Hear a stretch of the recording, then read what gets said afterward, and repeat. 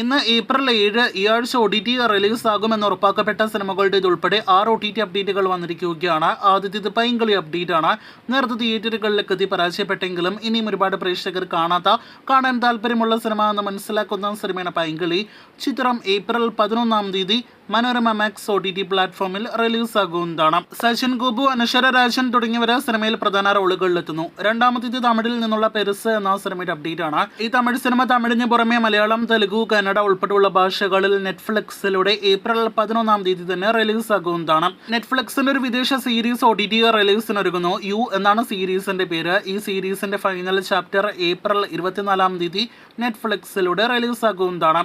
ഒരു വിദേശ direct OTT cinema, Korean cinema കൂടി നെറ്റ്ഫ്ലിക്സിലൂടെ റിലീസിനായിട്ട് ഒരുങ്ങുന്നു. ബുള്ളറ്റ് ട്രെയിൻ എക്സ്പ്ലോഷൻ എന്നാണ് സിനിമയുടെ പേര്. ഈ ഡയറക്റ്റ് OTT നെറ്റ്ഫ്ലിക്സ് സിനിമ ഏപ്രിൽ 23 റിലീസാകുന്നതാണ്. ഇന്ത്യൻ ഭാഷകളിലും കൊറിയൻ സിനിമയുടെ റിലീസ് പ്രതീക്ഷിക്കുന്നു. പ്രാവിൻ ഗുഡ്ഷാപ്പ് നേരത്തെ ജനുവരിയിൽ തിയേറ്ററുകളിലേക്ക് എത്തി വൻ പരാജയമായി മാറിയ മലയാളം സിനിമയാണല്ലോ. സോണി ലിവ് OTT അവകാശങ്ങൾ സ്വന്തമാക്കിയ സിനിമയും ഈ ആഴ്ച റിലീസാകുകയാണ്. സൗബിൻ ബേസൽ കോംബോയിൽ തിയേറ്ററുകളിലേക്ക് എത്തിയ സിനിമ ഈ ആഴ്ച ഏപ്രിൽ 11 സോണി ലിവിലൂടെ റിലീസാകുന്നതാണ്. മലയാളത്തിന് പുറമെ തമിഴ്, തെലുഗു, കന്നഡ, ഹിന്ദി ഉൾപ്പെടെയുള്ള പാൻ ഇന്ത്യൻ ഭാഷകളിലും സിനിമ ലഭ്യമാകുന്നതാണ്.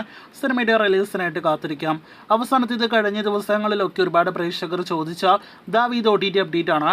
സിനിമയുടെ ഒഫീഷ്യൽ OTT പ്രഖ്യാപനം അങ്ങനെ വന്നിരിക്കുകയാണ്. ആന്റണി വർഗീസ് നായകനെത്തിയ സിനിമയുടെ OTT അവകാശങ്ങൾ C5 OTT പ്ലാറ്റ്ഫോമാണ് ഇപ്പോഴത്തെ സ്വന്തമാക്കിയിരിക്കുന്നത്. ചിത്രവും ഈ ആഴ്ച OTT റിലീസാകും.